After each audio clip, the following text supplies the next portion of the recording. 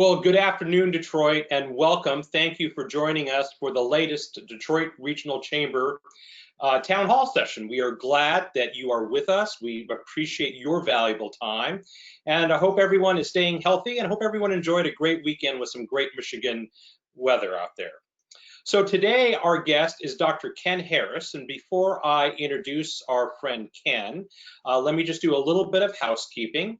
First of all, for all the people who are joining us on the phone or through their computer, there is a control panel on the right-hand side of your screen, and if you look closely in microscopic print, there is a box that says questions. And if you would like to pose a question to our guest, Dr. Ken Harris, please go ahead and type that question in that box, and we'll be sure to get to it before we wrap up our time with Ken. My colleague and friend, Tammy Carnreich, the COO of the Detroit Regional Chamber, is also on this line and is monitoring the question box, and she'll handle the question and answer session with Ken in just a little while. So, without further ado, let me introduce our friend, Dr. Ken Harris. Kenneth Harris, I first met probably shortly after I came to Detroit, just around 10 years ago. And at the time, he was serving as president of the Michigan Black Chamber. And the Michigan Black Chamber was a truly impressive organization, working with not just African-American owned businesses across the state of Michigan, but partnering closely with organizations like the Michigan Chamber, Business Leaders for Michigan, the Detroit Regional Chamber, and several others. But that wasn't quite enough for Ken to fill his days. So he led an effort, along with other leaders across the country, to merge the Michigan Black Chamber into a national organization called the National Business League, which was founded over 100 years ago by the great Booker T. Washington. And I'm going to let Ken talk a little bit about that organization, but I'm looking forward to a great conversation with my friend Ken Harris about Black-owned businesses, their challenges today, and how we as a society can do better when it comes to the issues of racial justice and economic equity. Ken, I'm going to turn the floor over to you for a while. Yeah, thank you so much, Sandy, and the entire Detroit Regional Chamber family. It's always great that we get a chance to come together with these type of dialogues. I'm pleased to have this discussion today on racial justice and economic equity, which is absolutely essential at this time. 2020 has been a year of reckoning for Detroit and the nation's economy. So as the president and CEO of the National Business League, a 120-year-old trade association for Black businesses in America, founded again, as you mentioned, by the iconic and legendary Booker T. Washington, our job is to bring awareness towards these inequities, and more importantly, to lift up how we can impact Black businesses, which is extremely essential at this time, these very tough times as small businesses here in America, and especially Detroit. Having four regional headquarter offices in Detroit, Los Angeles, Atlanta, and Washington, D.C., with the management of more than 360 local chapters across the country and more than 120,000 members nationwide and 125 Fortune 500 corporate partners. And most importantly, with access to the more than 49,000 Black businesses in my hometown, the city of Detroit, allows for the NBL to play a monumental role in advocating for real Black equity and inclusion in the marketplace. As you all have seen, Black business community has been devastated by the disproportionate impact of the COVID-19 virus in the Black community, which in turn has simultaneously created not just a health crisis, but an economic crisis at the same time. Not only has Detroit been one of the leaders in the number of COVID-19 cases and deaths throughout the state of Michigan and throughout the country, but also the virus has decimated Black businesses in the city. For instance, a study was just produced by CBS News that has predicted that more than 40% of Black businesses either have closed their doors permanently or are on their way to closure. Why is this important, Sandy, and the Detroit Regional Chamber listeners? Because the Black community makes up 80% of Detroit's population, which is different than most cities throughout the country. 80% of the 62,000 businesses in Detroit, based on 2012 census tract statistics, show a huge supermajority population of entrepreneurs in the city. And 80% of the residential tax infrastructure is also Black, which is significant in terms of its statistical variance. And so Black residents and Black businesses have kept Detroit afloat during the last several recessions and depressions and will continue to do so. But as they say, when the majority business community catches a cold, African Americans catch the flu, well, guess what? Black businesses have caught COVID-19, and for some, it's not a good deal. It's brought complete closure and shutdown. So moreover, I am afraid that Black businesses, Black residents are the ones being left behind. As you have seen, that they were not able to benefit from their own tax dollars with the CARES Act, in which I'm proud to announce that we have a huge partnership with the U.S. Department of Commerce and the Minority Business Development Agency to ensure that resources are going to Black businesses all across the country. But more importantly, some very important economic indicators, as data shows increasing high poverty, high unemployment, devastating homelessness, a shrinking traditional job pool, high illiteracy rates, extreme health disparities, staggering youth unemployment, and limited economic and entrepreneurial opportunities for Blacks and minorities, which lead to the criminal element systematically entrapping the Black community and has done for so long. This, coupled with the extreme racial unrest due to the recent unarmed murders of Ahmaud Arbery, Breonna Taylor, George Floyd, and Rayshard Brooks, which has sparked a global Black Lives Matter movement, really bringing to bear and transparently highlighting the inequities and racial injustice in this country, igniting the ongoing feud between the Black community and the continued oppression through police brutality, white supremacy, its systems, institutions, structures, which has been going on for more than 450 years now.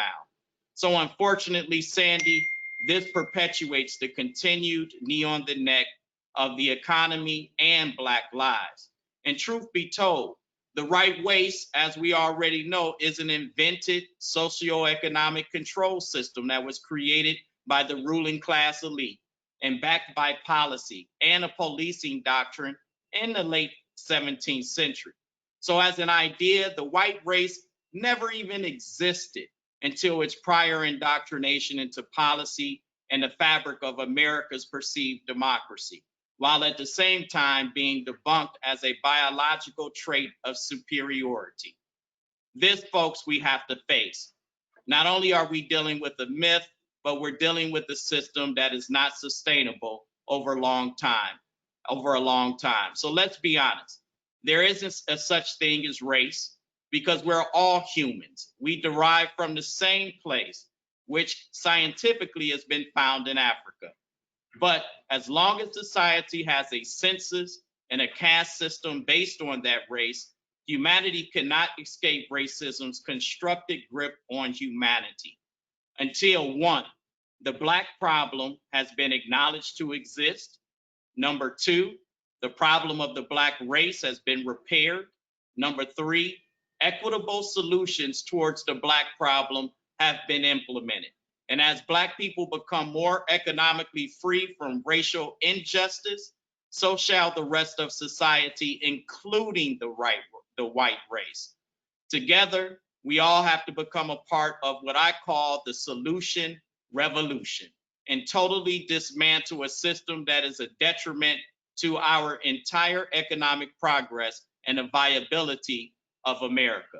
This demands for a different set of ideas, disruptive innovations, and bold, uncompromised leadership to meet the racial and equity challenges of tomorrow as a major priority, Sandy.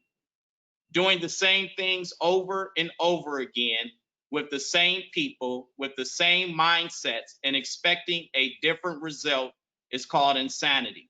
It's time for real data-driven, measurable results in Detroit and in the state of Michigan if we are to remain competitive with the rest of the country and the rest of the world, especially as the U.S. becomes blacker and browner and more diverse every day. Thank you, Sandy, for allowing me to kind of give an introduction into this conversation on racial inequities and justice. I really appreciate it. Great. No, thanks, Ken, and we appreciate those remarks. There's a lot to unpack there. So what I want to start with is for people who are kind of new to this conversation about economic equity and the cost that our economy pays, and I'm going to separate our economy from our society. We could talk about societal ills, but there's real economic numbers here. So, we know if we close the equity gaps that we have just in the Detroit region, we would have a 12% greater GDP. Ken, talk about the backstory? Why is it? What happened 40 years ago, 100 years ago, 200 years ago, that of those kinds of actions and policies that were implemented that have prevented the Black families and the Black business owners from accumulating wealth, from being able to have a position of equity? Because we're just not dealing with our laws and our attitudes today. This goes back a very long time, right? No question about it. And that's an excellent question. I think it actually gets to the meat of what we should talk about. So, Sandy, the answer to that question is quite simple. It's actually transparently documented in a number of ways, meaning that white supremacy is embedded into the founding fabric of this country and is perpetuated through systems, institutions, structures, and culture as a socioeconomic control mechanism over Black bodies. What does that mean?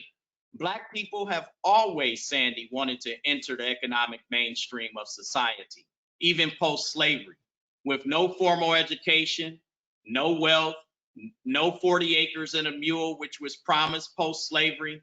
Blacks began the greatest expansion towards the pursuit of life, liberty, and justice during the Reconstruction period, electing Black senators and congressmen, chartering new territories in medicine and entrepreneurial endeavors. And this may have been one of the fastest growing aspects of humanity in our history during the Reconstruction period. So as this expansion took place, we saw what the response was to white America and the slave population. One is Blacks were met with the slave codes and Black codes, which precluded Black people from participating in the economic mainstream of society. Jim Crow segregation, meaning a Black man could be lynched or terrorized for seeking economic freedom. We saw that by the burning down of Tulsa, Oklahoma's Black Wall Street in 1921. And while at the same time, slave owners who actually lost their slaves got reparations from the federal government. I want us to see that dichotomy. Whiteness profits from race. And as we have seen, racist policies in terms of FHA loans, construction projects that subsidize the growth of segregated communities and white wealth, urban renewal programs that facilitated systematic destruction of Black neighborhoods in the early 1920s, all the way up to the early 1970s, and structural weaknesses in Black neighborhoods that not only fueled environmental racism, but the criminal justice system and extreme health disparities that we have witnessed that have been made transparent by the COVID-19 pandemic. So, coupled with civil, what I call no economic rights, affirmative, everybody but Black people action, refer to the benign neglect policies that have been diluted from dealing with the Black problem. And also, while Black businesses were relegated to exclusionary economic policies in both the public and private sector, and other ethnic groups and white women became the biggest benefactors of affirmative action and diversity policies, while Black people move further and further down the economic ladder. This is why I don't support terms like minority or people of color, because of its benign neglect connections to racism. Black people are the major population and economy in the city of Detroit. So this is a unique scenario as the terminology must transition. The data suggests, especially in Detroit, that Blacks are worse off today, economically speaking, than they were 50 years ago prior to the passing of civil rights, during which so many Blacks sacrificed their lives, blood, sweat, and tears to defeat this system that has been in place for over 450 years of oppression. So that is just a short glimpse, Sandy, of what we're looking at in terms of institutional structural policy that has precluded Black people from participating in the economic mainstream. Just a few days ago, we lost a hero and a pioneer in our country, the great Representative John Lewis. Do you want to say a few words about what John Lewis has meant to our country and and what his legacy leaves us? No question. And so many people, we stand on the shoulders of so many folks who sacrificed to get us to this point. I look at where we are today, and it's because of individuals like the Honorable Congressman Lewis, who gave his life not only through blood, sweat, and tears, as I've mentioned, but he was on the front lines to ensure that racial equity not only was successful, but that we have some of the laws that are put in place in order for us to push the envelope forward. So our hats, we honor the congressman. In my eyes, although he has left us in the physical form, he will always be with us. And it's up to us to carry the baton now. Absolutely. So I want to go shift a little bit more tactically. You mentioned the number of 40% of Black-owned businesses that either have shuttered permanently or are soon to. And you also mentioned that there's been a disparity in terms of Black businesses having access to the federal programs that were created in response to COVID, such as the PPP program as part of the CARES Act. Can you talk a little bit more, Ken, about what is it that has made African American Black-owned businesses more susceptible to the economic challenge we're facing, and what are the hurdles that Black-owned businesses have found in accessing these federal programs under the CARES Act? Yeah, no question about it. It's almost like saying that we find ourselves in history repeats itself in a number of different ways.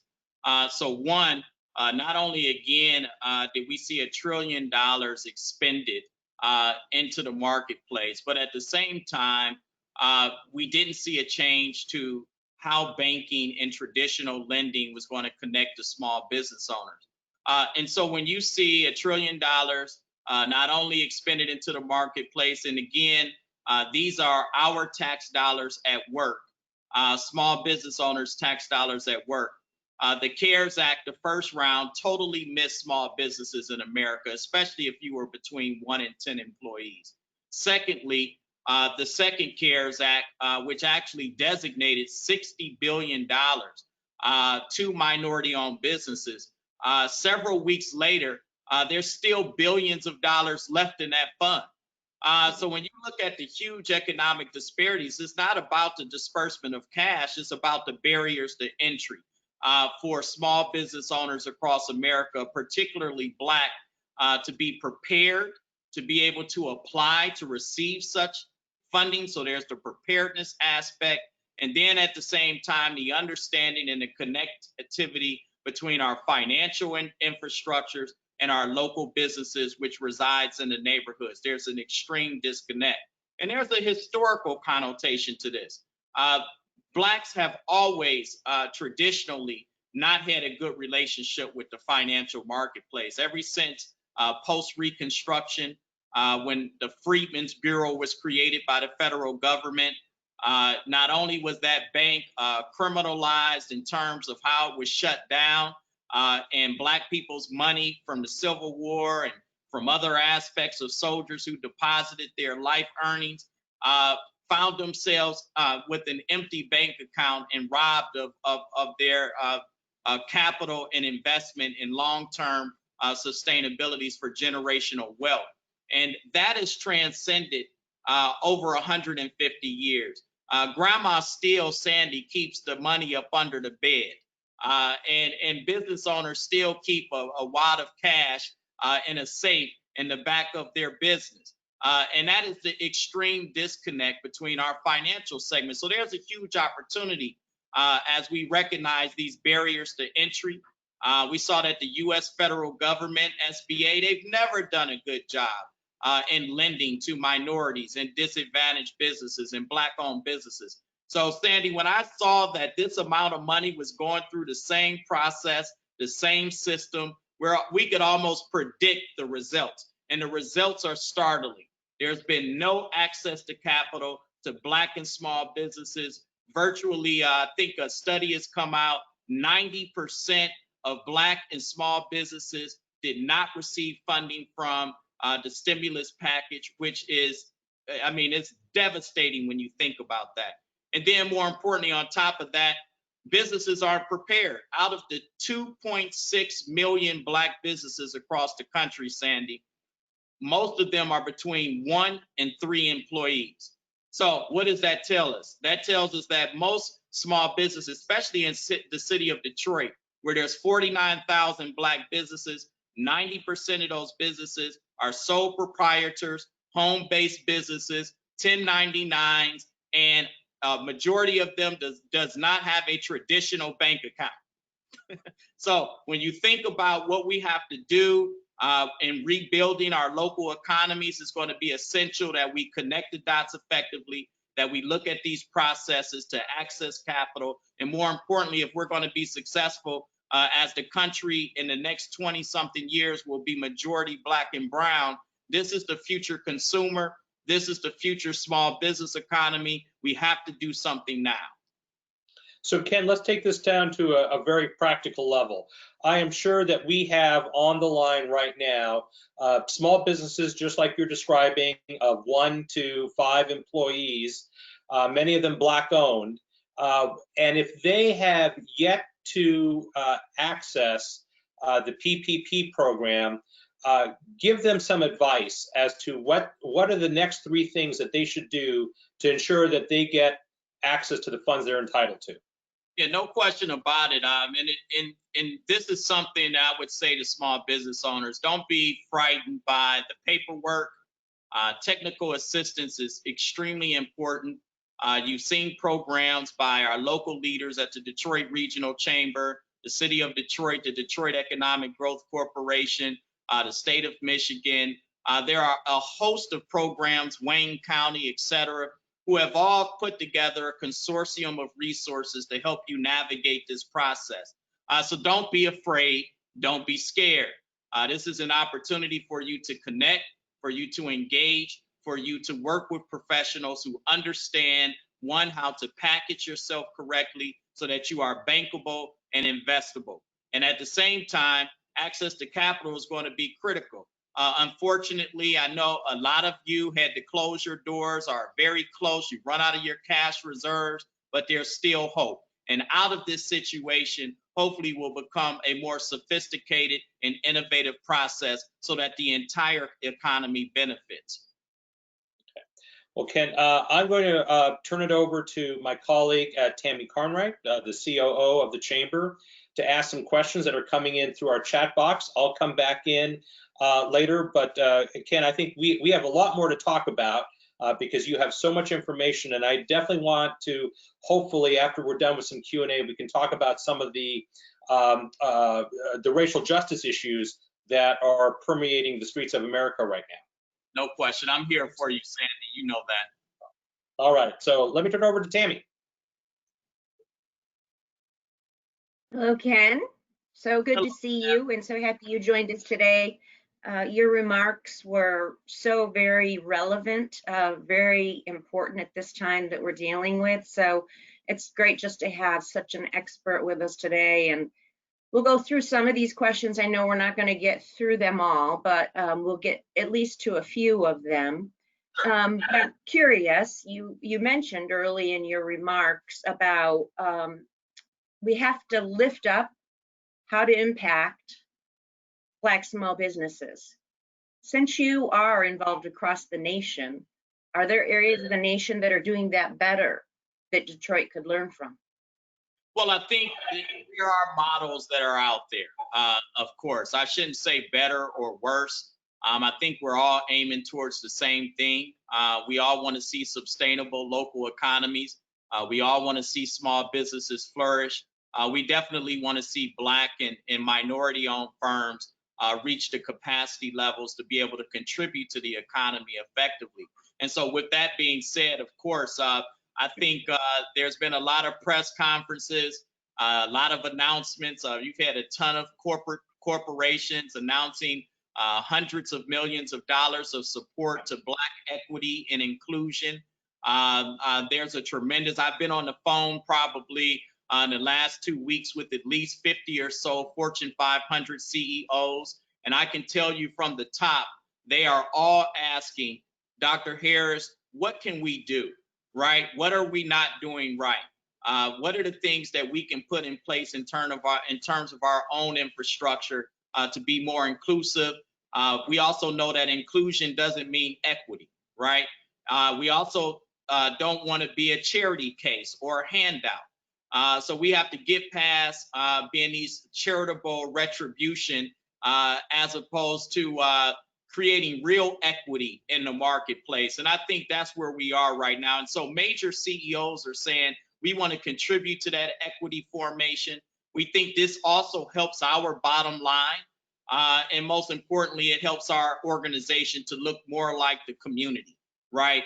And so this is a huge opportunity, Tammy, in front of us. And there are examples all across the country. There are definitely sustainable models being put in place. And I think collectively, as we're doing and what we have done together as the National Business League and the Detroit Regional Chamber, these are the types of what I call the solution revolution of organizations and entities working together to solve these very tough futuristic problems that have been in existence for a very long time. Ken, it's great to hear how large corporations are talking with you about Black equity and inclusion and trying to lead the way. How will we engage other industry sectors to follow that lead? Do you think that'll happen organically, or are there efforts we have to take? Sandy, actually, I think that's an excellent question because unfortunately, local governments tend to move when they see the national prospects change. And so even in terms of media here, because the national narrative has focused such a very laser focused eye on the Black problem, not the minority problem, not the white woman problem, the Black problem, which has been in existence since slavery. And we've done everything possible to help everyone else but deal with this exact problem. And so now the national media is not only producing data, evidence, and research. You know, my PhD is in economics, so if it's not measurable, it don't exist, right? And we have to be data driven towards inequities and the types of scenarios that we see today. So we can measure all of this, right? So when we look at the city of Detroit, you know, we got to get past the press conferences, the platitudes, how much we've given philanthropically, right?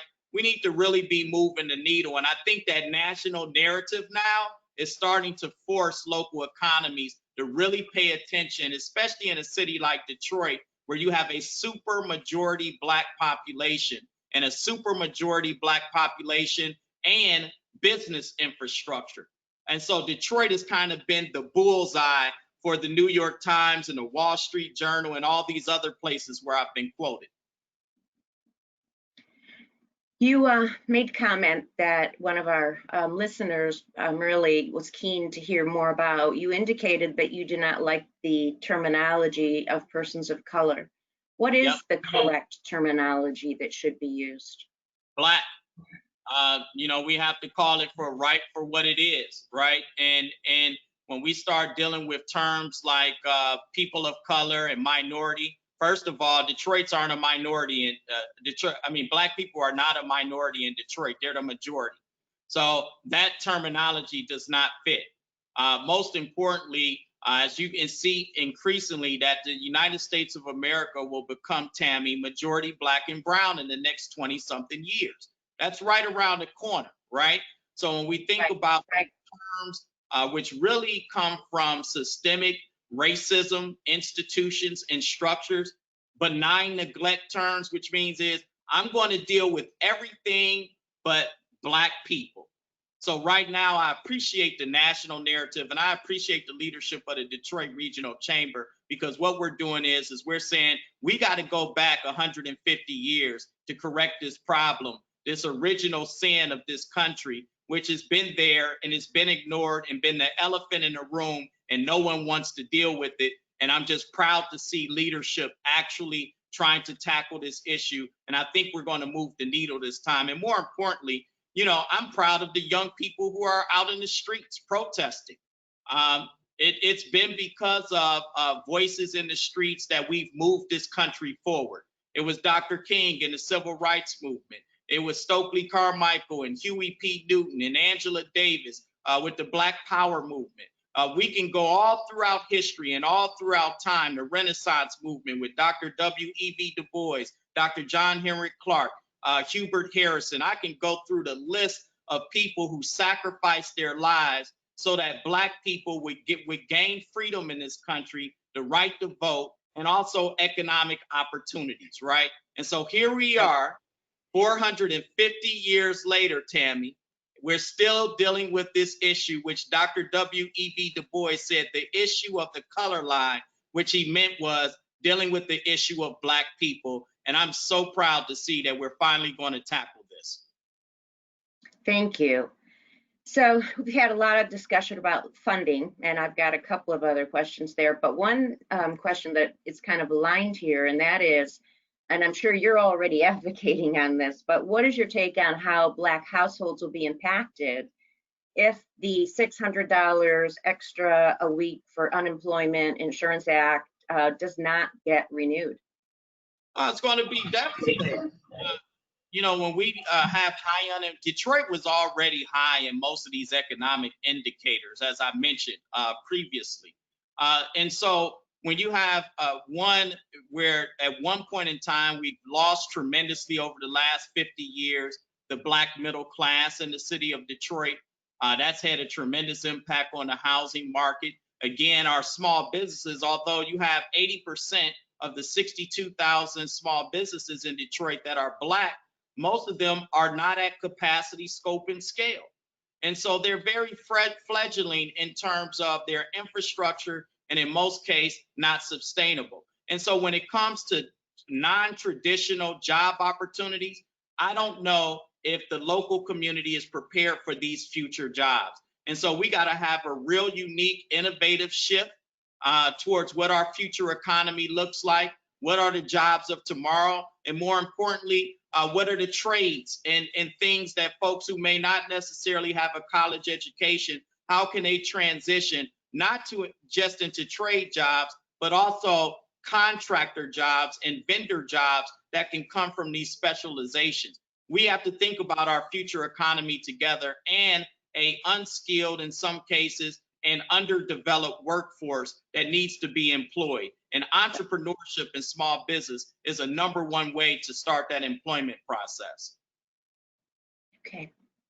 You made a very good point about the solution revolution. Yeah. What additional engagement do you think is needed to shine light on the need for equity? And along with that, what industry will actually catalyze this transformation? Well, the great thing about it is I'm a firm believer that entrepreneurship is the key to our entire liberation. Most importantly, even if you have a career, you can still, Tammy, be entrepreneurship minded, which is critical at this time. But, you know, first we must deal with several things. One, we know that the gig is up on white supremacy in its systems, institutions, structures, and cultures.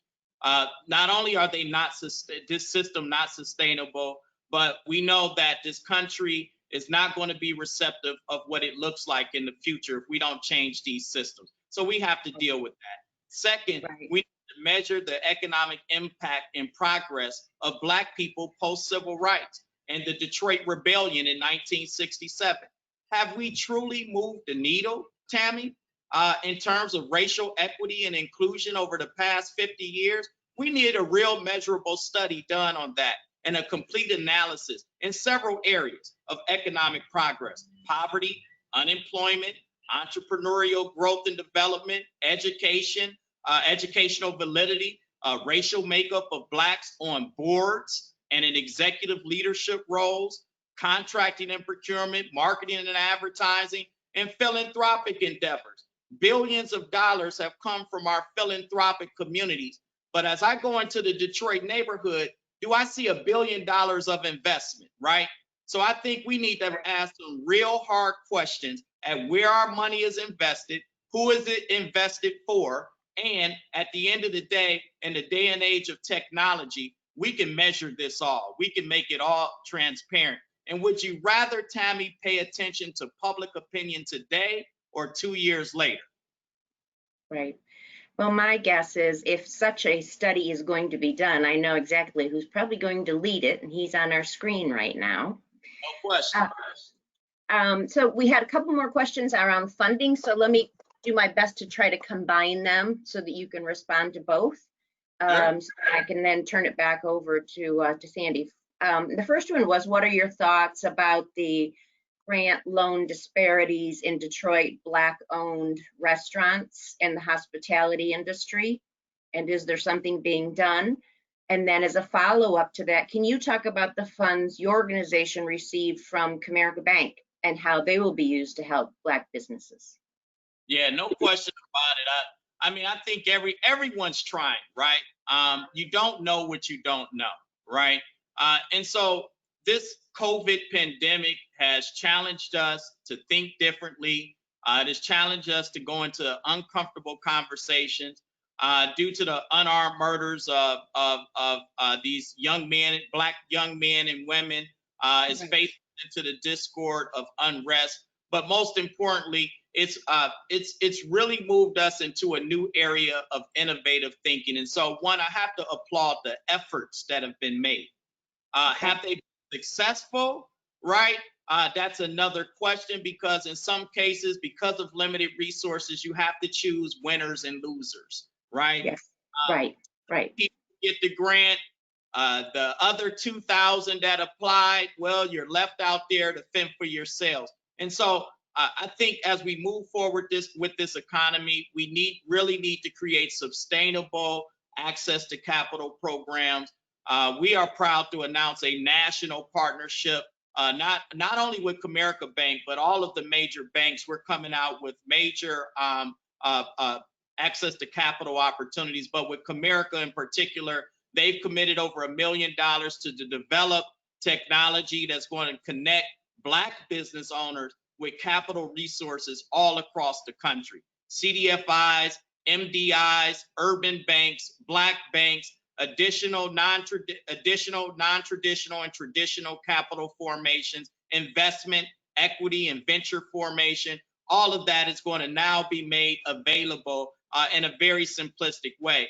And because we're moving into the digital economy now, I always say this in quote, the revolution won't be televised, it will be digitized. And so a lot of businesses were not able to survive because they lack the technology. We're going to have to transition an entire economy, Tammy, into the digital and technology space. It's absolutely essential for all of our survival at this time. So if you were a restaurant, a barber salon, anyone that dealt with customer direct engagement, you were shut down completely over the last 90 to 120 days. And so if you didn't have technology infusion, if you were not able to do carry out through apps, if you were not able to do meal prep and delivery services, if you were not able to provide customer engagement through an app, a smartphone, or your laptop, it was real hard for you to transition during this pandemic. So again, as we know, it's a very tough time right now. Black businesses and small businesses all across America have been hit extremely hard. Innovation is going to come out of this process. And what we're doing as the National Business League on the shoulders of Booker T. Washington is making sure that we connect these solutions and these resources directly to those who need it. We don't want you just to survive. We want you to thrive. And the question about whether or not you believe there was grant loan disparities in Detroit, specifically to Black restaurants and the hospitality industry? Oh, those disparities are going to exist. I mean, you got 49,000 Black businesses in Detroit. Not all of those folks were able to get access to capital, period. Right, as you said. You know, those disparities are going to be there. To be honest with you, the economy is fledgling. There's tons of layoffs, tons of unemployment, tons of cutback. You look at the financial industry right now, the traditional lending has always been strict, but your non-traditional forms of lending were not connected to small business owners. So we're going to have to reshape our financial markets to be able to assist those who need it most. And so there's a huge opportunity there, but at the same time, you know, unfortunately, a lot of people were not able to connect, especially in underserved, marginalized, disadvantaged, and in some cases, isolated communities like the Black community, which are isolated from these economic ecosystems that exist. And if you're isolated from those ecosystems, which means you're not wealthy or well connected, you are not able to get into the game and benefit. If you didn't have a personal relationship with a banker or with a politician to be able to get into these programs that exist, then you are left out there on your own. And if you don't have access to Wi-Fi, the digital divide, Tammy, is huge in Detroit. You know, most people don't have access to internet or Wi-Fi. They're operating their business from their flip phone, right? So how do we get to those people who need these resources the most? By the time they found out that there was grants out there, the door was already closed. Understand. And then clearly COVID-19 really exposed the digital divide that exists, no question. For everyone across the board. Right. Ken, I could sit here and talk with you all afternoon. I've so enjoyed this, but I'm going to turn you back over to my colleague, Sandy, and thank you so much, Ken. No, thank you, Tammy, for your leadership. Great. Thank you, Tammy. Those were awesome questions. We are down to 2 minutes in our allotted time, Ken. I want to do two things. One, I want to leave time for you to make some closing remarks that you would like to make. But before you do that, can you touch on the issue of education? You know, not just K through 12, but even kind of post-secondary.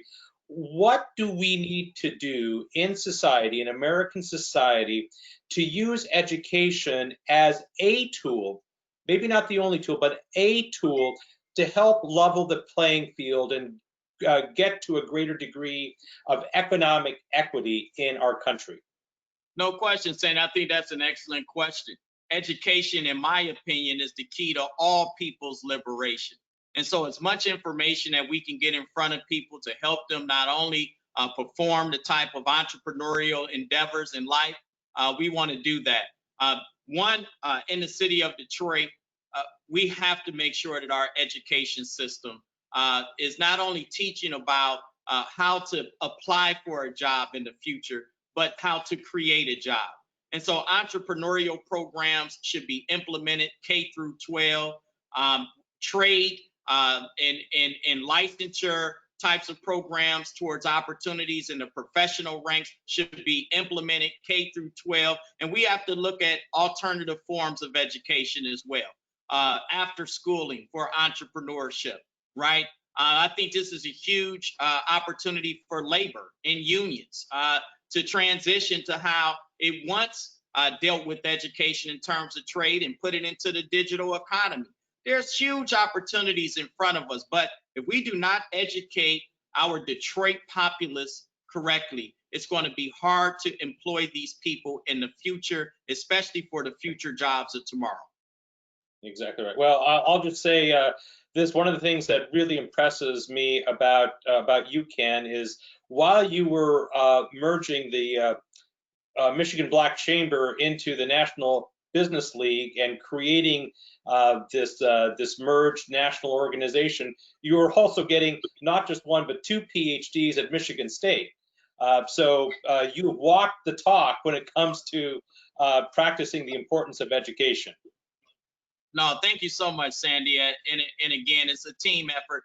My board of directors have always been supportive, and we have a tremendous national leadership across the country. And I love my job. Most importantly, I love Detroit. I'm born and raised there. And so I look forward to serving in whatever capacity to help move our agenda forward. Great. Any other final thoughts for our audience, Ken?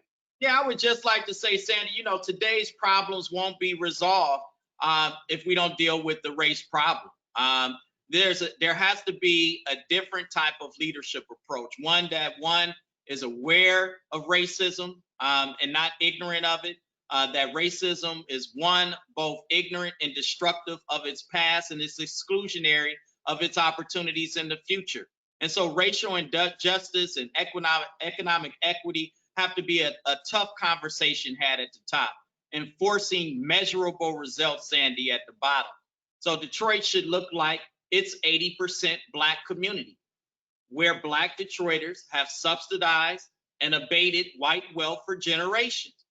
There should be a ROI, what I call a return on investment or a return on inclusion.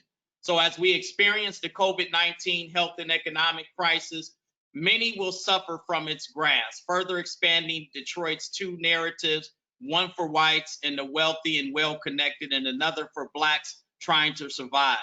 Black people in Detroit don't need handouts or to be reduced to a charitable enterprise. This is not equality.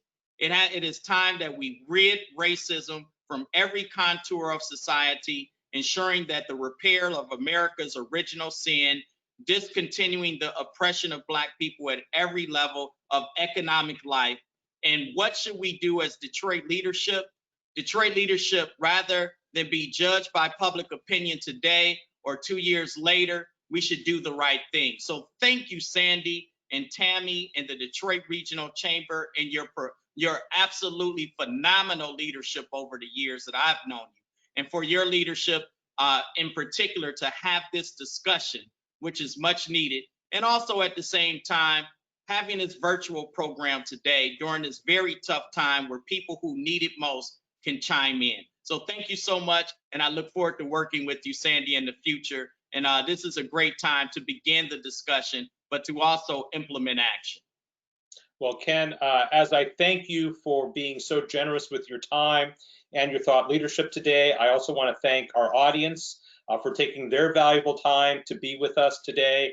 And Ken, you and I both know, but you in particular know that society, the state of Michigan, Detroit, and organizations like ours at the Detroit Regional Chamber have a lot of work to do in this space, and we are working on that. And fortunately, it is just a little bit easier because of the leadership of you and others like you who are kind of showing us the way about the conversations we need to have, but more importantly, the actions we need to take. So, Ken, I look forward to our ongoing dialogue. And again, thank you and have a great day. Thank you, everyone. Enjoy the rest of the day.